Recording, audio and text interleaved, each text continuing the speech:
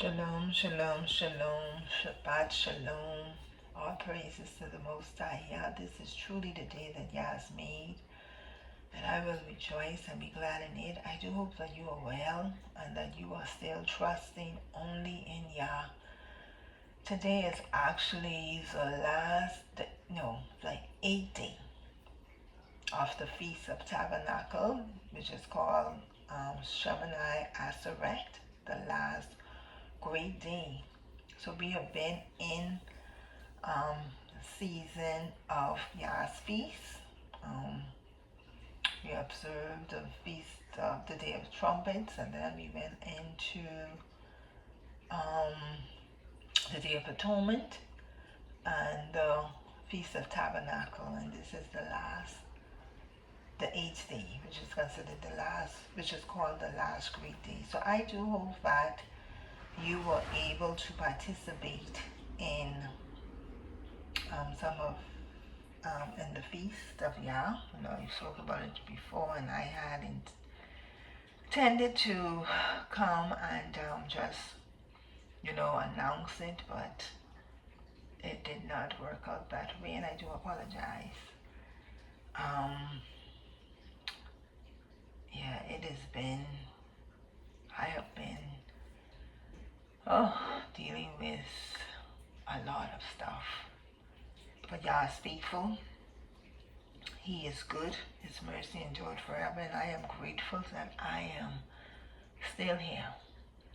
Still here in the land of the living. Yah is still my Yah. I still trust only in Him. I am still depending only on Him. He is still my all and all. He's still my all and all. And I have made Yah my habitation. I have made Him my trust all the days of my life.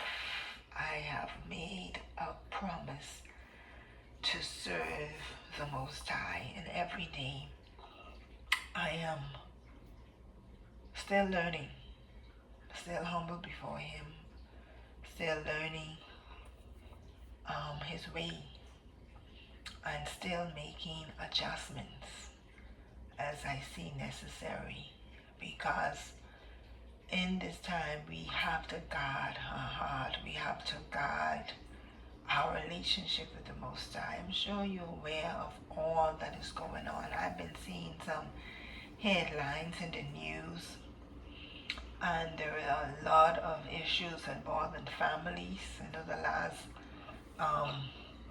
video I did was a law concerning families, and I have seen so many issues, terrible, horrible situations involved in family. There have been so many children killing parents, and I've seen a lot in the last few weeks where mothers killing their children. Mothers killing their children. I just saw one last night or this morning where a mother shot her children and drove to a gas station and got gas while they bleed out in the car. And I've seen a lot of those stories recently amidst everything else that's going on. So I want to encourage you that this is the time to truly keep your eyes on Yah. Keep your eyes on Yah. This is not the time to be trifling or on the fence. This is the time to make your calling and election sure. I was very shocked. I woke up one morning and I went to YouTube and I saw this announcement that said something about the rapture was supposed to take place, and they gave the date. And I quickly picked up my phone. I said, what day it is? And it was that actual date. And I was like, oh my goodness, this is the day the rapture is supposed to take place. I didn't even know. I said, Father, what a time. And then I saw all kind of different videos about this rapture and stuff, and all these different people were doing all kind of stuff. I couldn't believe people were actually doing those things. But again, that's where listen, I want to encourage you I said to my daughter recently, it is so important to know the voice of Yah for yourself. It's important to know His voice. It is very good to have the Bible as a guideline to follow. I'm not going to discredit that. But I am constantly reminded that our ancestors did not have the Bible. They had His voice. And they followed His voice. And Yah spoke to them, and they listened, and they spoke to Yah. And today we have plenty people talking. Plenty people saying, oh, I tell God this and I tell God that. And I ask someone, what did He say to you? What is He saying to you? And they go silent. Because they can say what they say to Yah, but they cannot say what Yah is saying to them. You need to know what Yah is saying to you in this hour. You need to follow the instructions that Yah given to you. What is your Creator saying to you? Do you know His voice? I said to my daughter Monday morning, I got up, it was a holiday here, and I went to work, and she came in the room to talk to me about something. Because I said to them, the Father keeps saying to me, you don't have no grandchildren, you have sons and daughters. I said, you're to the place now where you all need to decide your own relationship with the Most High. You need to start working your salvation out for yourself. I have followed the instructions of the Most High in teaching you His way. I will continue to do that as I learn. But you need to now know the voice of the Father for yourself. And I said, she said, where you going? Where you going? I said, I'm going to work. She said, it's a holiday. I said, yeah, but when I was in my prayer time this morning, the Ruach HaKodesh said to me, you have to go to work. Because you did not do anything for your NIB. You did not prepare your NIB. And Wednesday is a Sabbath. That's the day it is due for payment, and you won't be able to pay it. He said, so you have to go to work to do that work.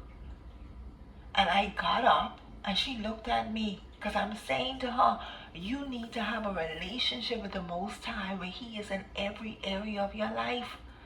And she looked at me. I said, yes, He told me that in my prayer time. I said, so that's why I'm going to work. Because He reminded me that my work that I was supposed to do was not completed. And this was a holiday. But Wednesday's a Sabbath. I need to get the work done. And that is the relationship I have with the Most High. I rely on Him for everything.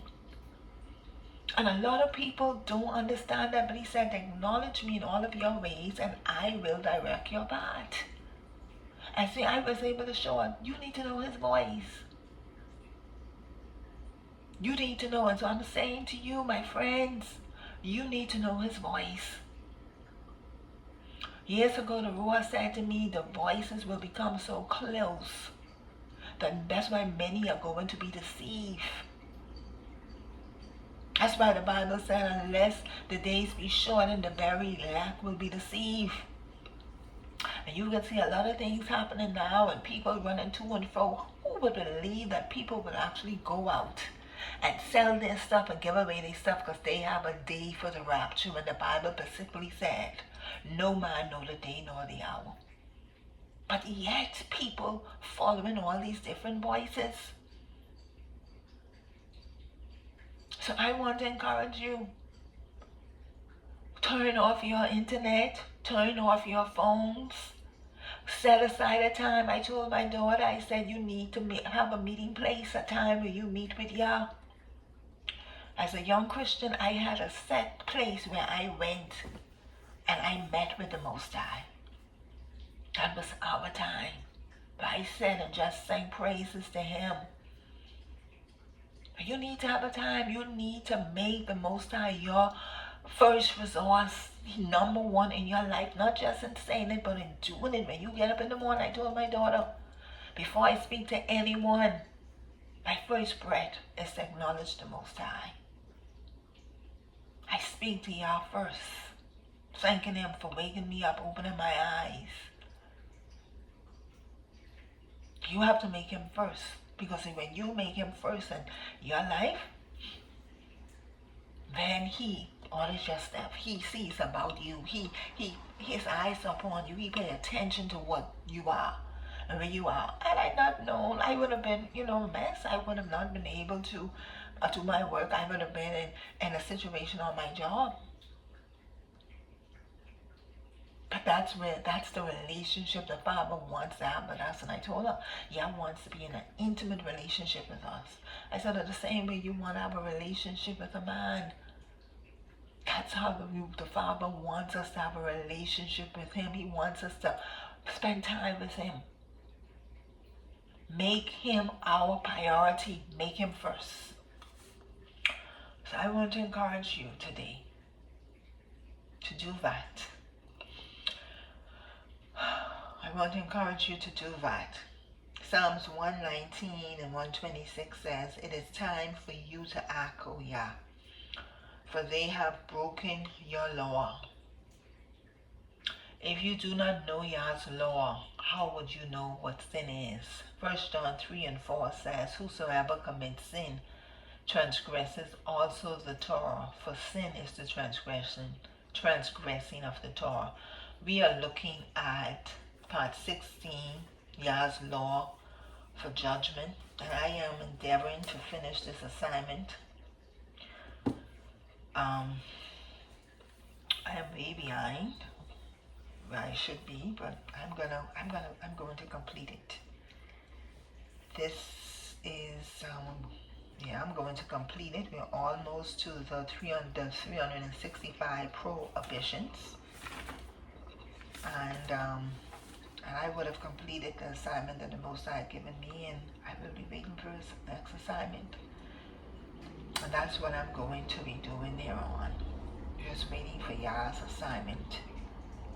I have rededicated myself to him as a servant. I have experience, and I will tell you about that experience that I had with the Most High. I have to share that with you. But let's continue. Part 16, Yah's law for judgment.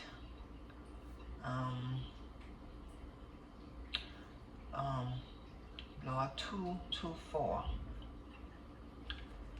When required by law, the judges must administer the appropriate punishment. Deuteronomy 25:2-3. And it shall be, if the wicked man be worthy to be beaten, that the judge shall cause him to lie down and to be beaten before his face, according to his faults, by a certain number. 40 stripes he may be given, 40 stripes he may give him, and not exceed, lest if he should exceed and beat him about these with many stripes, then thy brother should seem vile unto thee. 2:25, the law concerning unintentional homicide. Numbers 35:22-25. But if he thrusts him suddenly without enmity, or have cast upon him anything without laying of weight, or with any stone wherewith a man may die, seeing him not, and cast it upon him that he die, and was not his enemy, neither sought his harm, then the congregation shall judge between the slayer and the revenge of blood according to these judgments. And the congregation shall deliver the slayer out of the hand of the revenge of blood, and the congregation shall restore him to the city of his refuge, whither he was fled, and he shall abide in it unto the death of the high priest, which was anointed with the holy oil. So if someone accidentally killed someone else, then that was the judgment. That's why the Bible said, thou shalt not murder. Murder is intent and planning, premeditating. Okay, 2:6. The law concerning murder, Deuteronomy 19:11-30. But if any man hate his neighbor, and lie in wait for him, and rise up against him, and smite him mortally that he die, and flee into one of these cities, then the elders of his city shall send and fetch him hence, and deliver him unto the hands of the avenger of blood, that he may die. Thine eye shall not pity him, but thou shalt put away the guilt of innocent blood from Israel, that it may go well with thee. See, that's the difference between murder, when you intend to kill someone, intentionally planned, hate the person, you just want out his life. We have a lot of that going on. And then there's accidental death. 227. There is one law for all, for the house of Yah and for the stranger. Numbers 15:15 to 16. And thou shalt remember that thou wast a bondman in the land of Egypt, and Yah by Eloi redeemed thee. Therefore I command thee this thing to do. And it shall be, if he say unto thee, I will not go away from thee, because he loveth thee and thine house, because he is well with thee. 228. One who sins or breaks any of Yah's laws, whether intentionally or unintentionally, is guilty. Leviticus 5:17 and Numbers 15 and 30. And if a soul sin and commit any of these things which are forbidden to be done by the commandments of Yah, though he wish it not, yet is he guilty, and shall bear his iniquity. Numbers 15 and 30. But the soul that doeth hard presumptuously, whether he be born in the land or stranger, the same reproacheth Yah, and that soul shall be cut off from among his people. Lord 229. The penalty for sin, which is the breaking or transgression of Yah's law, is eternal death. Numbers 15:30 to 31, Deuteronomy 29 and 20, and Exodus 32 and 33. Numbers 15:30 to 31. But the soul that doeth aught presumptuously, whether he be born in the land or stranger, the same reproacheth Yah, and that soul shall be cut off from among his people, because he had despised the word of Yah, and had broken his commandment. That soul shall utterly be cut off. His iniquity shall be upon him. Deuteronomy 29:30. Yah will not spare him, but then the anger of Yah and his jealousy shall smoke against that man, and all the curses that are written in the book shall lie upon him. And Yah shall blot out his name from under heaven. Exodus 32:33. And Yah said unto Moses, Whosoever hath sinned against me, him will I blot out of my book. Lord 2:30. Atonements can be made through the righteous high priest for those who truly repent of sin and turn in complete obedience to Yah's law. Leviticus 16 and 6 and 32 to 34. Leviticus 16 and 16. And he shall make an atonement for the holy place because of the uncleanness of the children of Israel, and because of their transgressions in their sins. And so he shall do for the tabernacle of the congregation that remaineth among them in the midst of their uncleanness. 32:34. And the priest whom he shall anoint, and whom he shall consecrate to minister in the priest's office in his father's stead, shall make the atonement, and shall put on the linen clothes, even the holy garments. And he shall make an atonement for the holy sanctuary, and he shall make an atonement for the tabernacle of the congregation, and for the altar, and he shall make an atonement for the priest, and for all the people of the congregation. And this shall be an everlasting statute unto you, to make an atonement for the children of Israel for all their sin once a year. And he did as Yah commanded Moses. And the last one, Lord 2:31. The body of one who was executed must be buried the same day. Deuteronomy 21 and 23.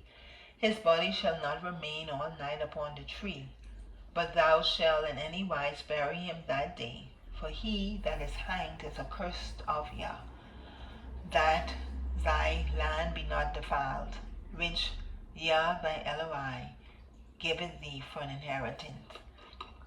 I want to point out here that that is what happened with Yahushua. Remember when he was hung on the tree, his body was removed and he was buried that same day. So that was in accordance with this law. And also notice that the sin, the soul that sinned presumptuously, when you sin presumptuously, you know you're doing wrong and you don't repent. You understand me? Your name is blotted out because you haven't repented. But notice after he said, the next law, that there's an atonement if you truly repent. You understand? And so once you know that you would have sinned against the Most High, your job is to repent. And if you're unrepented, then the penalty is death. The penalty is that. And so that is what those laws are about. One, the law 2:228, one who sins, breaks any of Yah's laws, whether intentionally or unintentionally, is guilty. You know, you're guilty. And once the laws point out to you, and just like in the land when you go visit these countries and you say, well, I didn't know the law. Well, okay, yeah, but you break the law. Whether you know it or not, you're guilty. You have to go before the judge and they decide your penalty. It's the same thing. You understand me? One thing, the Most High is more gracious than man. You understand? Because once you repent, he forgives. He forgives. You know? And so it's incumbent upon us that once we are made aware, like many people don't know about these laws, because religion has taught us that the law was done away with. But now that you are being made aware, it's up to us to make the amends. You understand? To follow the law of the Most High. So that is part 16. The next part will be part 17. So I want to bless you.